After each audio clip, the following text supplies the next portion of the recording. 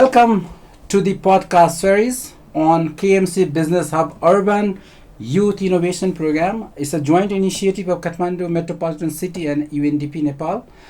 Today we have young innovators, entrepreneurs with us to talk about their innovations and their ideas and how the ideas basically will help to solve the urban problems that we have been facing in the changing context of climate change, environment degradations, and other urban problems. So I would like to welcome both innovators here. I would be talking briefly about their ideas and how these ideas will solve the problems that commonly we are facing in Kathmandu and other urban areas in Nepal. So welcome in the show. Thank you so much, sir. Okay, so please first let me introduce myself. This is Deepak Kesi. I work with UNDP in Kathmandu, and I look after climate change and resilience programs in UNDP. We have different programs on environment conservation, climate change, disaster risk reduction, and some others, and also urban waste and also urban problems. So the innovation that you are coming up with or you will develop will be very helpful even to bring this to the larger audience, larger communities. So we are very much excited to have to hear you, and also to make people happy about your innovation so that they can solve the problems. So let me ask you first to you introduce yourself a little bit and your institution, and then we'll get back to you again. Hi, my name is Soni Bukhrel, and I'm studying chemical engineering in the third year right now at Pulso Campus, Institute of Engineering, Tribhuvan University, and it is a challenging subject because we're the first batch, and we've got to lead the entire department and all that. With our company, Kalki IoT, we are trying to provide the automated solutions for the people living in Nepal, especially in the urban households, and particularly targeting at the food and health aspects of the urban families and the urban lifestyle. So. Okay, great. So you said your institution is Kalki IoT. IoT means information of technology, sir. Information technology. And Kalki information of technology. Yeah. Okay, great. So when did you register this? Around September 2020. Okay, so since then you are working on this. And you are doing your school and also doing your institutional work, like research work. Yeah, actually there's been like a lot of journeys of competitions and participating in different platforms. But initially when we started, it was like a couple of friends, and they started as a company. Let's start as information of technology company, providing solutions while also earning money while we are being as a student, and solving the problems of home based problems, like in health sector or in food sector, and they started it, but we participated in different competitions, and I later on joined. So it has been a long journey. Okay, great, thank you. Yeah. So what about you? Tell a little bit about yourself and the institution that you are working, and later we'll come back to your idea. Sure. First of all, I'm grateful to meet you, sir. Thank you so much. I'm Sagarika Vatta. I'm an environmentalist. Currently, I'm leading an organization, but I'm here to represent my company, Environment Research Service and Training Center, which was registered in 2019, and which looks to provide sustainable solutions via its services, its products and training, and also research. Here at KMC Business Hub, we are here with the solution to the urban problem, food security, which we are providing urban roof farm service or urban farm services to urban houses, and also we are here to come up with our own urban farm, integrating our conventional method of farming as well as integrating with hydroponic and aeroponic. Okay, before I go to very specific things, can you tell very specifically tell about your idea at church, right? How did you really get this idea? What really helped you to bring this idea, or what in basically I would say inspire you on this?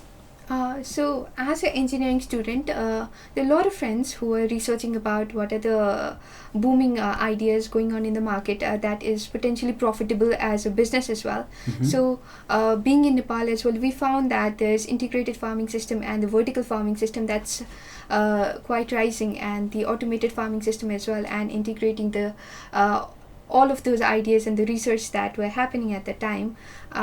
We found that if we can bring some kind of automated solutions in the food aspects, then that could potentially benefit a lot of urban households, or maybe even just our Nepalese communities, Mhm. while also earning the profit. So we figured out that there's a lot of market Mhm. for having an automated farming system in, especially in food. Okay. Because- What is, by the way, what is that exactly? What is automated harvest food harvest system?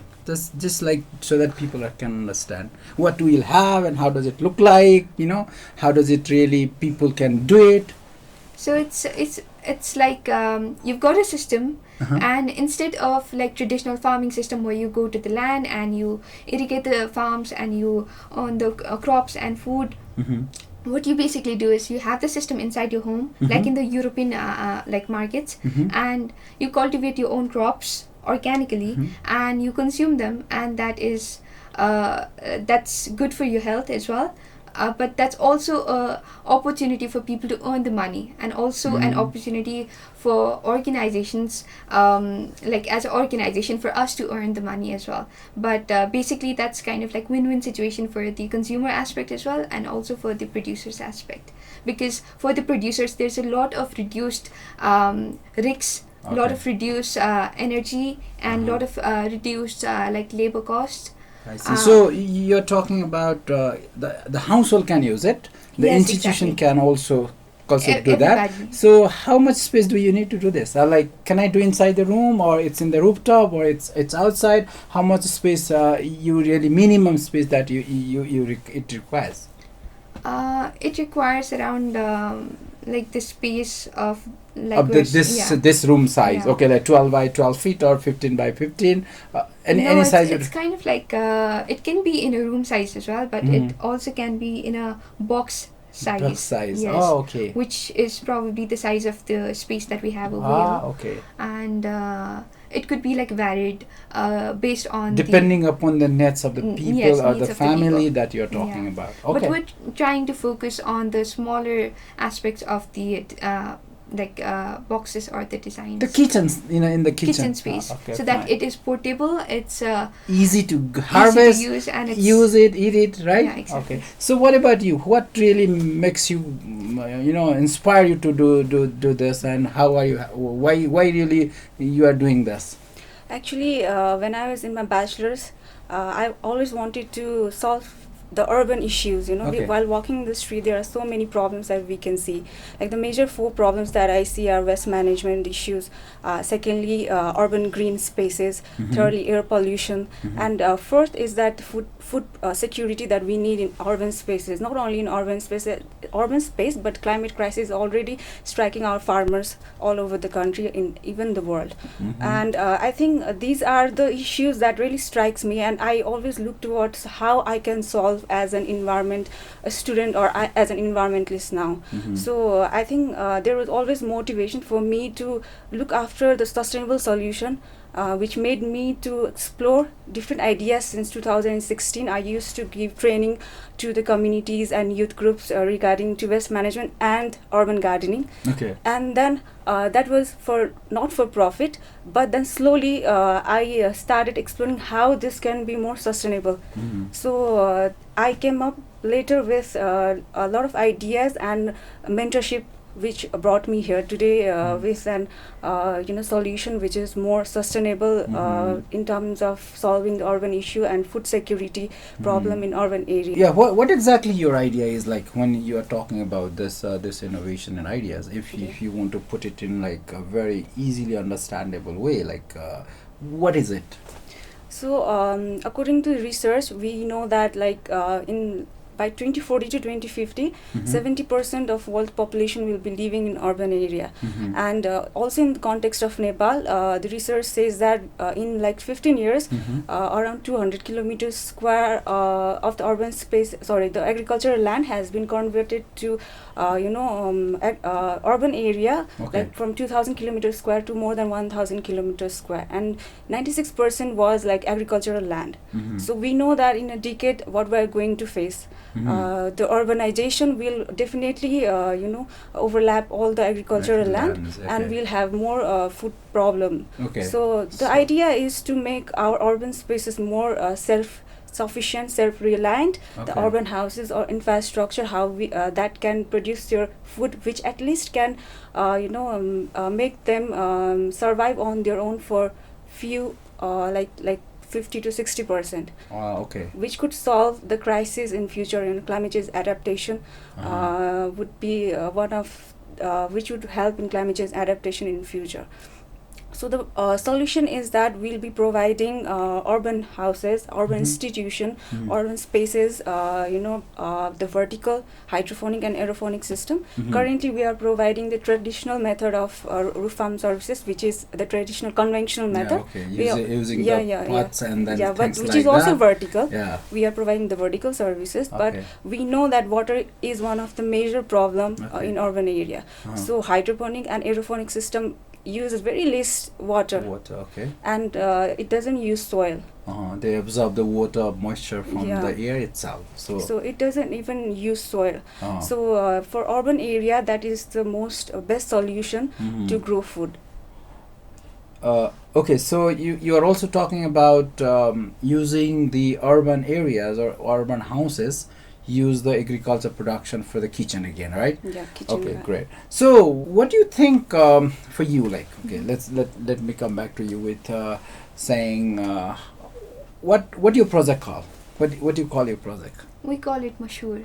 Mashur. What is Mashur? How did you name it? It was like the mushroom word that's jumbled, so it is Mashur. Mushroom. Yes, because our project particularly focuses on different varieties of mushrooms, especially the white button mushroom. So the mushroom, if you spell it in a different way, then that becomes Mashur. So it's more like a one but you said it can be possible for any other space. What are the other crop or food type that you would be talking about, or only mushroom? No, mushroom is just one, because it is in Nepal. It's kind of profitable, but or like it has the market for Nepalese society.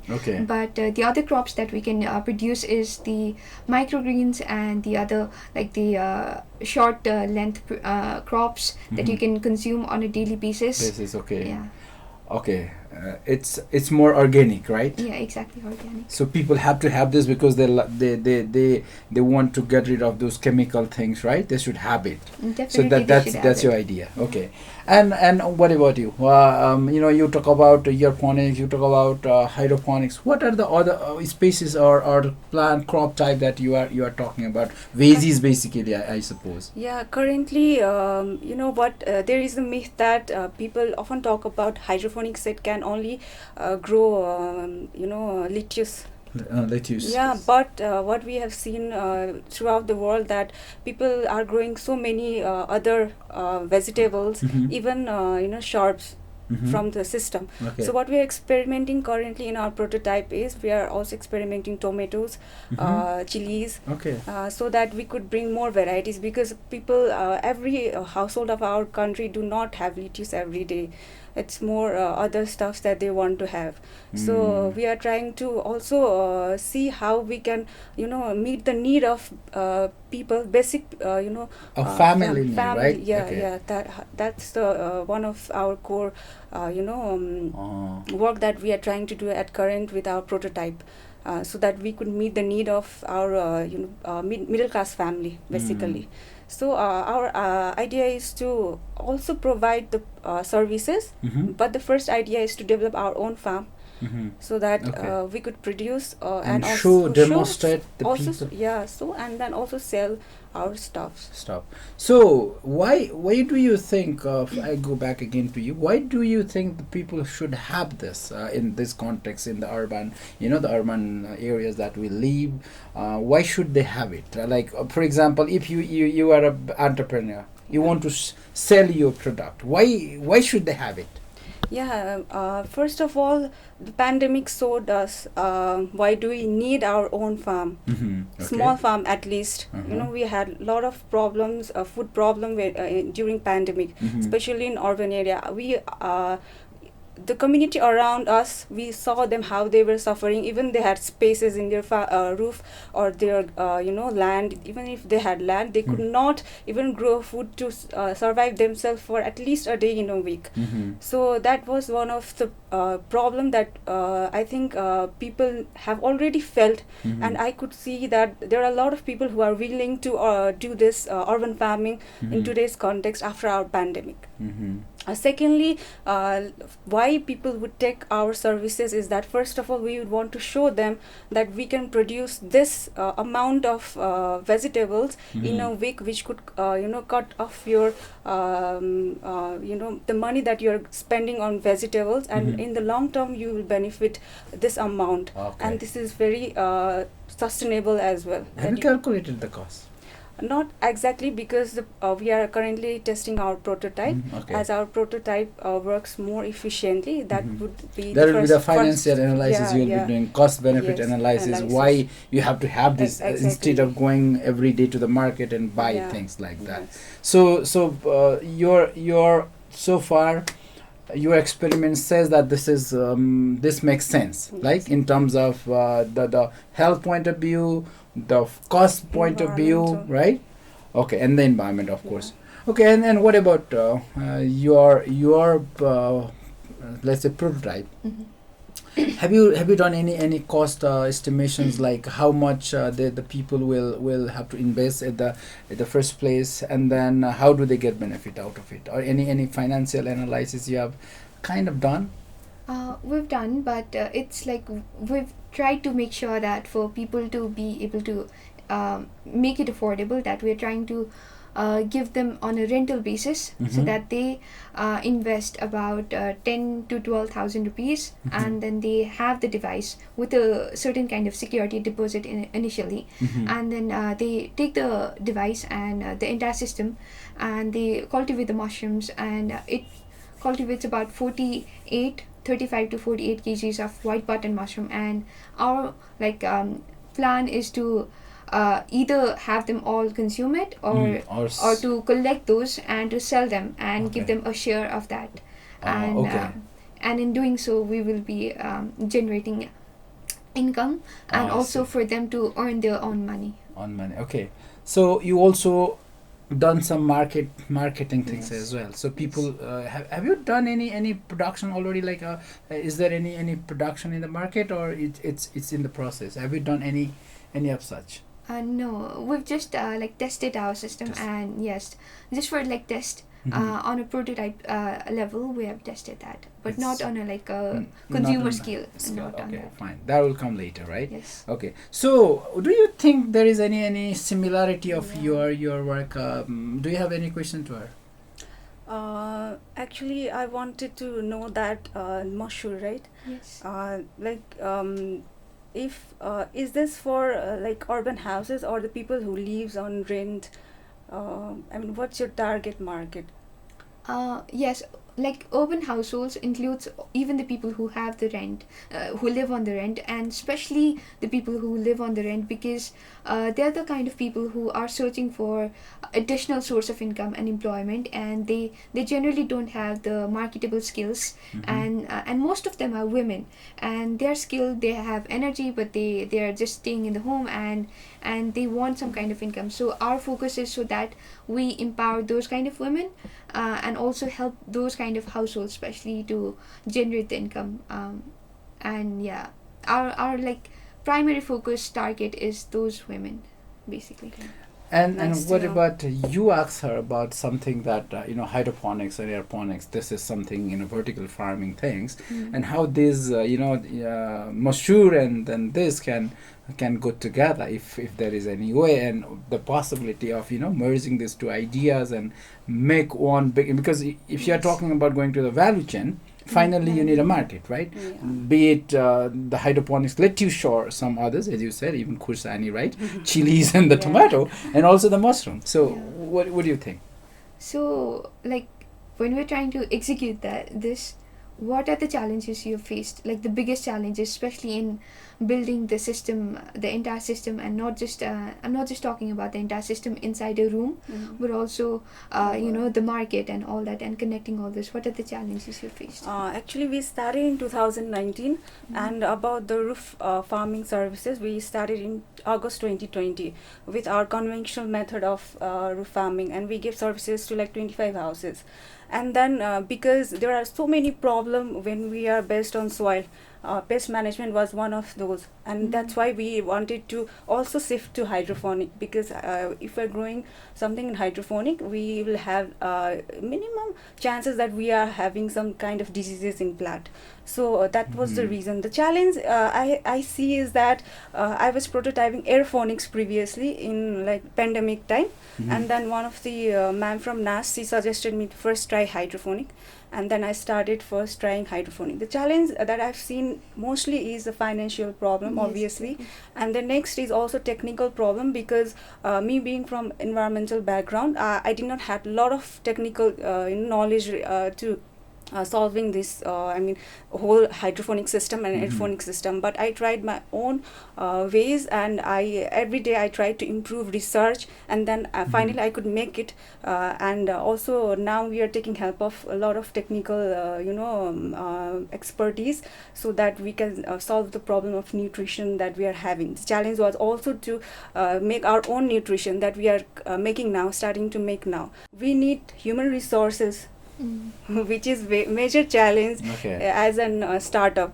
Okay. Which, yeah, I think that is the one of the very important thing, that we need the human resource, that to even if we have market and audience that wants to take our services, and we do not have that human resource who are going to to those houses and implement those all system. Okay, we have capacity to solve like one house per day or two house per day. If that increases, we don't have capacity. So that also happens to be one of the major issue regarding now looking at hearing the challenges from your side, and also you might have the similar challenges that you might have experienced so far. Can you tell us like 1, 2, 3 that who should be really helping you out in a way, or who should be really listening this, or what kind of support do you really need, and then from whom? So if you have any specific the need or requirements, what do you think? Maybe you can go first, or you try. Yeah, okay. So you already listed the challenges, right? You said like 1, 2, 3, 4, 5. So who should be really addressing these challenges, or who can help you?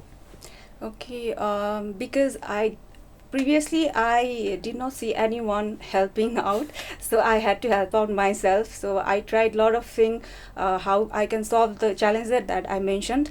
So I started in the pandemic to find out what all over the world there are challenges or grants or funds which could support this food problems or food accelerator issue opportunities.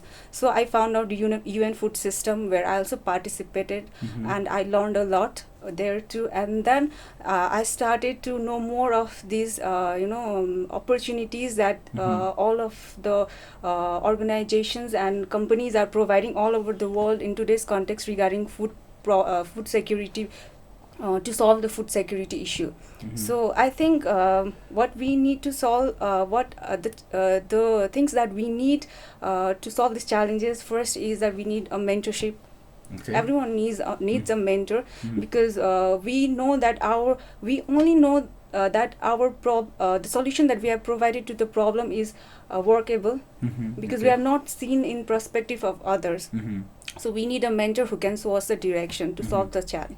Secondly, we need a proper business plan, which has a vision from like 2 years, 5 years and 10 years, to find out that how we can reach, if we are investing some amount of money, how we can reach the break even, or how we can even generate the revenue. First thing was that. So we need to know that our solution actually can generate revenue, because we are doing a business out of it.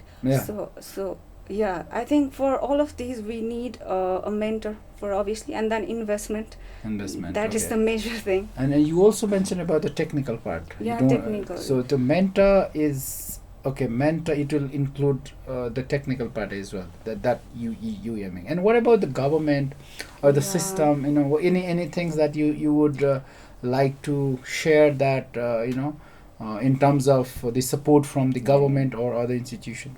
Yeah, I was really very happy to see this urban innovation program when it was shared by some of the people to apply. I didn't knew that this was the second one. I could not see the previous one. So this was one of the best thing that I saw, that KMC has jointly doing it with UNDP. So I think our government needs to also find the space to the youth innovators. There are so many people that I know who have more better innovation idea in regards to air pollution, in regards to energy transition, and so on. I think government needs to have those spaces and opportunities and invest on those people who have already shown the innovation and is actually working and who need support. I think there needs to be more program like this, and there needs to be also policies and laws which are more better for for the local manufacturers.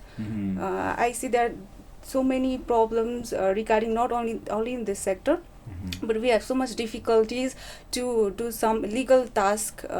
There are the tasks are more easier to the people who have brought the product from outside of the country, but the local manufacturer are having more problem to execute their work or implement their work. I think there needs to be more better policies and laws which are more more better for the local entrepreneurs or manufacturers. So you mentioned about this program, which is like urban innovation program, and you have been selected one of the many. So what do you want to say, your experience? So what do you feel now?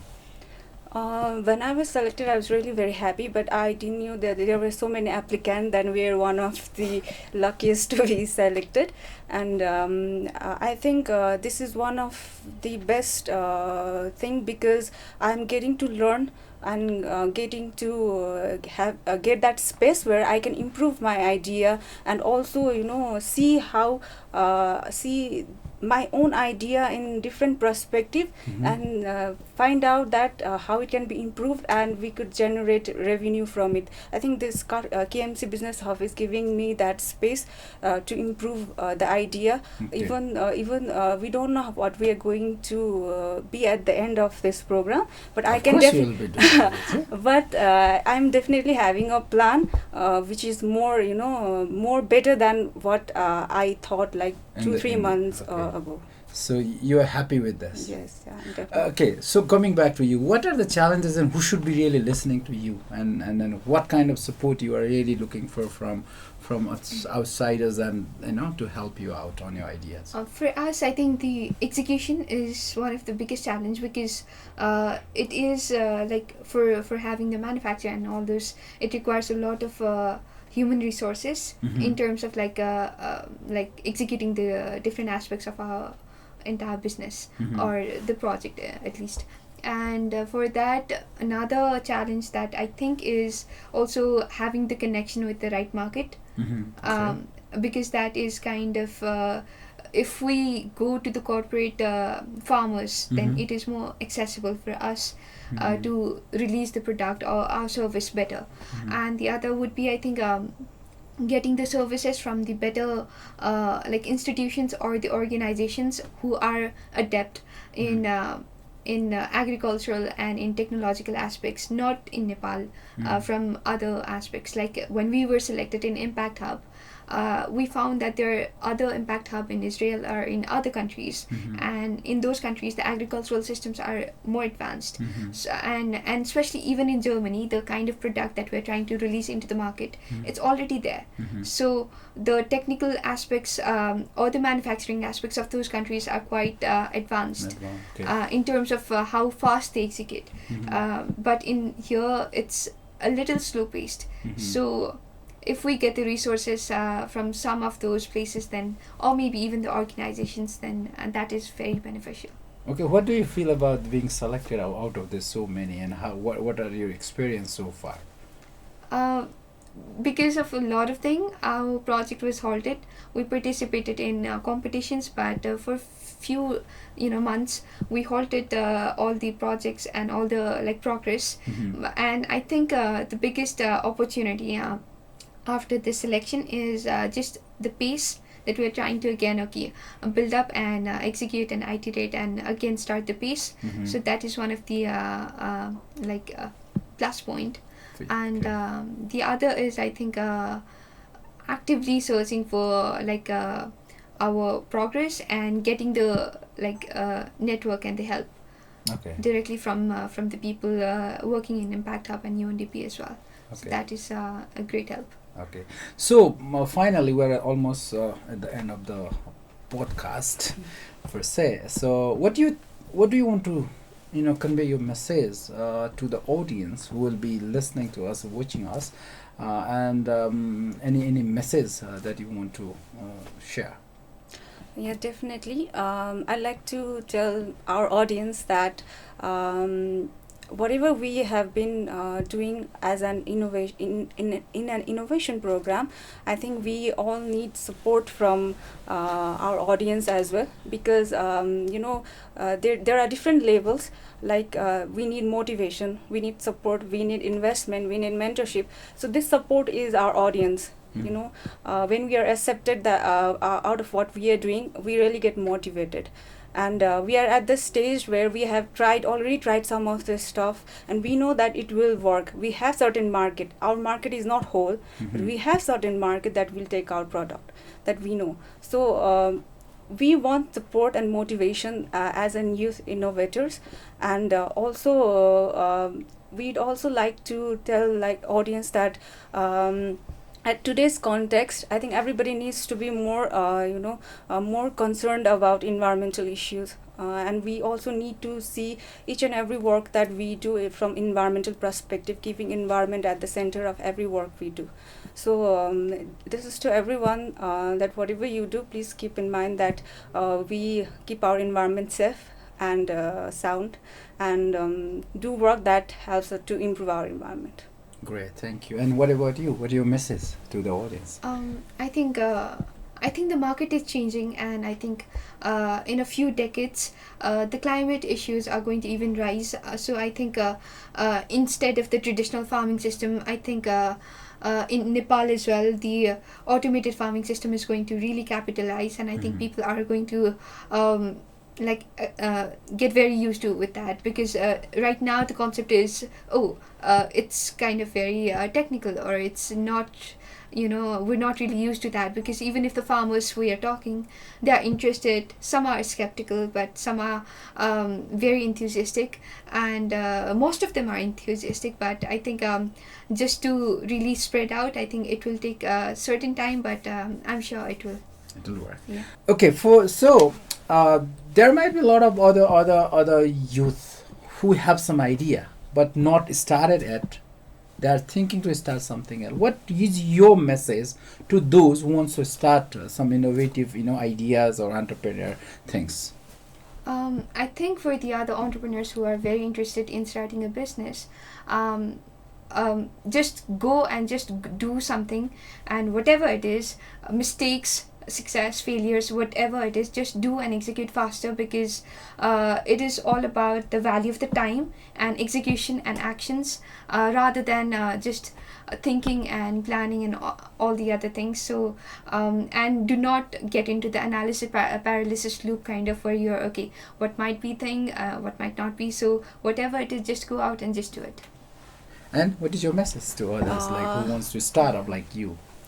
I'd like to tell everyone that I think if you want to start something, you have to start with whatever you have, rather than waiting for others to help, or finding out something and then I'll start my innovation or entrepreneurship idea that you're looking for. So I think you need to just start with the point of idea, and then to make it more concrete, you just need to move forward a step. There might be a lot of hurdles, and there might be lack of investment, which is major issue. I think when you start, there is a process that will lead you to the place where you want to be. May not be in a year, 2 or 3, but definitely you will be where you want to be when you start whatever you have an idea with. Okay, thank you very much again for your inspiring talk. We will be very happy to talk to you and listen you for your progress. Thank you so much.